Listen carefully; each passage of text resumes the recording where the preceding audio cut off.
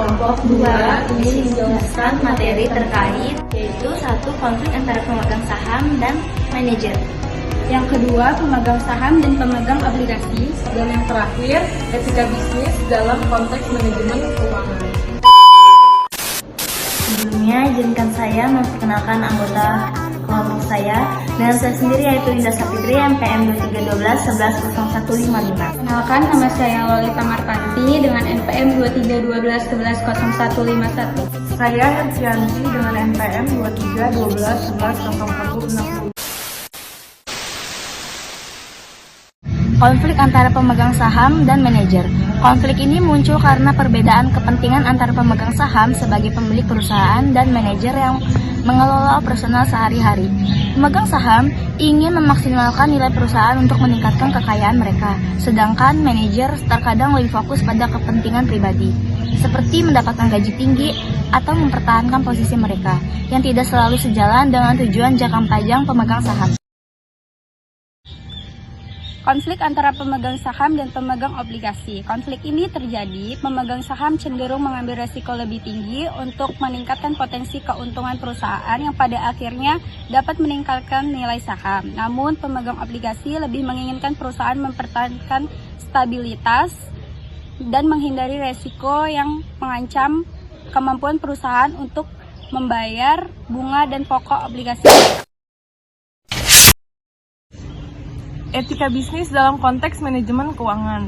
Dalam manajemen keuangan, etika bisnis mencangkup pada prinsip moral yang diikuti dalam pengambilan keputusan keuangan ini, mencangkup transparansi, akuntabilitas, dan tanggung jawab.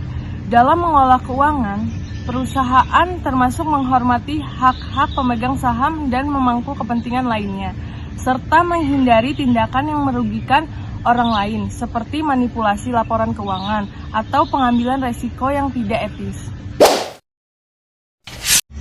Manajemen keuangan adalah disiplin yang berfokus pada bagaimana perusahaan mengelola sumber daya keuangannya untuk mencapai tujuan utama, yaitu memaksimalkan nilai perusahaan bagi pemegang saham.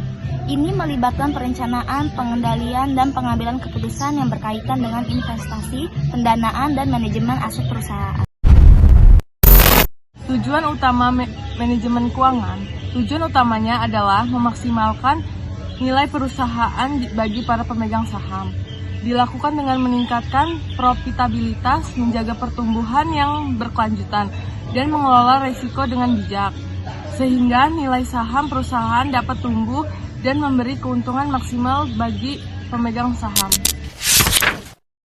Manajer keuangan. Manajer keuangan bertanggung jawab atas keputusan penting dalam 3 area. Yang pertama, keputusan investasi. Yang kedua, keputusan pendanaan. Yang ketiga, keputusan dividen.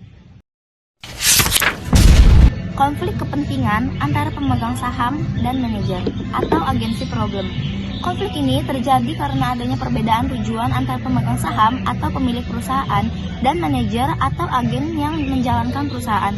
Pemegang saham menginginkan perusahaan dijalankan dengan tujuan memaksimalkan keuntungan jangka panjang. Namun, manajer mungkin lebih fokus pada tujuan pribadi seperti meningkatkan gaji, bonus, atau keamanan kerja yang tidak selalu selaras dengan tujuan pemegang saham.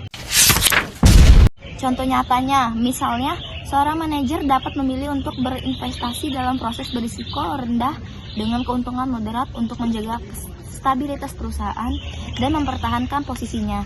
Namun, pemegang saham mungkin lebih menginginkan investasi proyek berisiko tinggi dengan potensi keuntungan besar untuk meningkatkan harga saham. Ketidakcocokan ini dapat menyebabkan konflik.